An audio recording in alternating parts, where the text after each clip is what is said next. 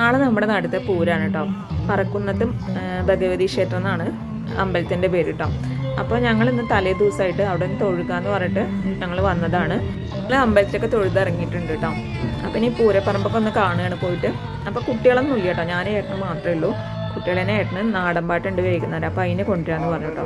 അപ്പോൾ ഇവിടെ ഞങ്ങൾ പൂരത്തിന് മെയിനായിട്ട് വാങ്ങുന്നത് സ്രാവാണ്. മട്ടനും ചിക്കനൊക്കെ വാങ്ങും, പക്ഷേ മെയിനായിട്ട് ഇവിടെ എല്ലാവരും വാങ്ങുക സ്രാവാണ് കേട്ടോ.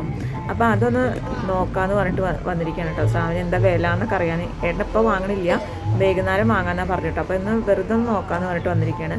അപ്പോൾ ഞങ്ങളുടെ നാട്ടിലത്തെ പൂരത്തിനൊന്നും ഇങ്ങനെ ഞങ്ങൾ മീൻ വാങ്ങില്ല കേട്ടോ.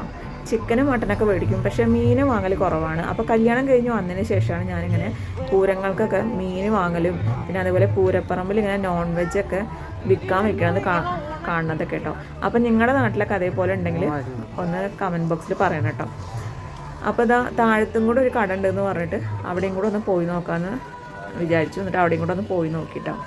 അപ്പോൾ ഇപ്പോൾ വാങ്ങണില്ല കേട്ടോ മീൻ, വൈകുന്നേരമാണ് ഏട്ടൻ വാങ്ങുന്നുണ്ടാവുള്ളൂ. അങ്ങനെ ഞങ്ങൾ കുറച്ച് നേരം പൂരപ്പറമ്പിലൊക്കെ നടന്നു, പിന്നെ എന്തൊക്കെയുള്ളതെന്നൊക്കെ നോക്കി നടന്നു കേട്ടോ.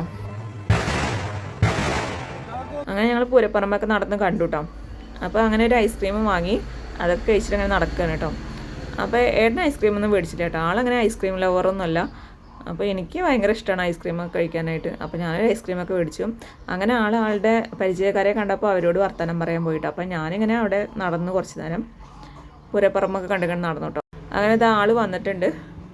അപ്പോൾ ആൾ കടലയൊക്കെ മേടിച്ചിട്ടാട്ടോ വന്നത്. എനിക്കിങ്ങനെ ചൂടുള്ള കടലയും ഭയങ്കര ഇഷ്ടമാണ്. അപ്പോൾ അതും ഒരു പാക്കറ്റ് വാങ്ങി തന്നിട്ടുണ്ട് കേട്ടോ. അപ്പോൾ ഞങ്ങളുടെ വണ്ടി അവിടെ നിൽക്കുന്നുണ്ട്. ഞാൻ അങ്ങോട്ട് പോയിട്ട് ഞങ്ങൾ വീട്ടിലേക്ക് പോവുകയാണേ. അപ്പോൾ അതാ പൂരപ്പലഹാരങ്ങൾ കുറച്ച് വാങ്ങിയിട്ടുണ്ട് കേട്ടോ. കുറച്ച് നാളെയും മേടിക്കാമെന്ന് പറഞ്ഞിട്ട്. അപ്പോൾ എന്തൊക്കെ മേടിച്ചത് ഞാൻ മേടിച്ചൊന്ന് കാണിച്ചു തരാം. അപ്പോൾ ഇത് മേടിച്ചത് ജിലേബിയും പിന്നെ നമ്മൾ കുർക്കുറെ പോലത്തെ ഒരു സംഭവം ഉണ്ടല്ലോ അതും, പിന്നെ പൂരി മസാലപ്പൊരി എന്ന് പറഞ്ഞിട്ടൊരു പൊരിയും കൂടെ മേടിച്ചത്. അപ്പോൾ ഇതൊക്കെ കുട്ടികൾക്ക് ഭയങ്കര ഇഷ്ടമാണ് കേട്ടോ. അപ്പോൾ ഇനി കുറച്ച് നമ്മൾ നാളെയും കൂടെ മേടിക്കുക വെച്ചിട്ട് ഇപ്പോൾ കുറച്ച് മേടിച്ചിട്ടുള്ളൂ.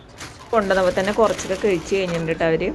അപ്പോൾ ശർക്കര ജിലേബി ശ്രീകുട്ടിക്ക് ഭയങ്കര ഇഷ്ടമാണ്. ശ്രീകുട്ടിക്ക് മാത്രമല്ല ഇവിടെ എല്ലാവർക്കും ഇഷ്ടമാണ് കേട്ടോ. അപ്പോൾ ചൂടുള്ള ശർക്കര ജിലേബി കണ്ടപ്പോൾ മേടിച്ചതാണ് കേട്ടോ ആൾ. അപ്പോൾ ഇത് ചൂടായിട്ട് തന്നെ കഴിക്കണം, തണുത്ത് അതിൻ്റെ ടേസ്റ്റ് പോകും കേട്ടോ. അപ്പോൾ ഇതും ഞാൻ കല്യാണം കഴിഞ്ഞിട്ട് ഇവിടെ വന്നിട്ടാണ് ആദ്യമായിട്ട് ഇങ്ങനത്തെ ജിലേബി കഴിക്കുന്നത് കേട്ടോ. അപ്പോൾ ഞങ്ങളുടെ നാട്ടിലൊന്നും ഇങ്ങനത്തെ ജിലേബി കിട്ടണില്ല. ഇപ്പോഴത്തെ കിട്ടുന്നുണ്ടോയെന്നൊക്കെ അറിയില്ല കേട്ടോ. അപ്പോൾ ഇതിലാണെച്ചാൽ ഭയങ്കര ഇങ്ങനെ തേനിങ്ങനെ ഒലിച്ച് വരികയായിരുന്നേ, ശർക്കരയുടെ നീര്. അപ്പോൾ അതാ ഞാനിതൊക്കെ കഴിക്കട്ടെ കേട്ടോ, ഇല്ലെങ്കിൽ എൻ്റെ കൈ മൊത്തമാവും, ഒട്ടൽ തുടങ്ങും. അപ്പോൾ എല്ലാവർക്കും ടാറ്റാ ബൈ ബൈ.